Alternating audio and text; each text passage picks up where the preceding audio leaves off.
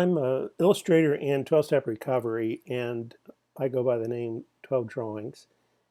In the 1930s, Bill Wilson wrote a book called Alcoholics Anonymous that laid out a series of steps on how to recover from alcoholism, and it was found that that same process worked well for people with many kinds of compulsions and other behavioral problems. Um, I decided to look up some of the words in that literature using a dictionary that was contemporary at the time. In other words, it was 1930s writing. I looked it up in a 1930s dictionary. In step 11, it says we work to improve our conscious contact with God as we understand God. That's not a direct quote, but conscious contact seemed to be the most important part of that. I normally just pick one word, but conscious contact seemed to be the fundamental focus of that step. I looked up conscious and it said sharing knowledge. I looked up contact. It said a union or junction of bodies. Knowledge is in the mind, bodies is in the world, right? Physical body.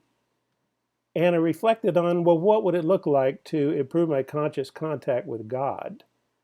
And it did not take long for me to recall my own mother would put any of her grandchildren on her lap and open a book and start reading to them, like this lady is reading to her grandson.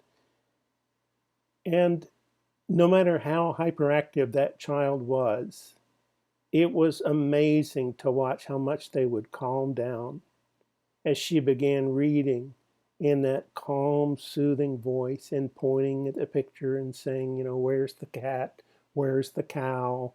And the child would just be enraptured.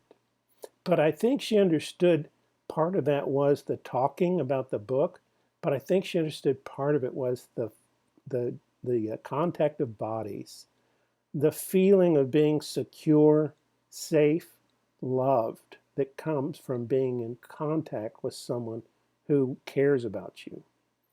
And that's when I realized my daily walk in step 11 is to improve contact in my mind with my higher power, as well as through the way I live and the way I treat other people to improve my contact with my higher power. You can read more about it at 12drawings.com. Thanks so much for listening.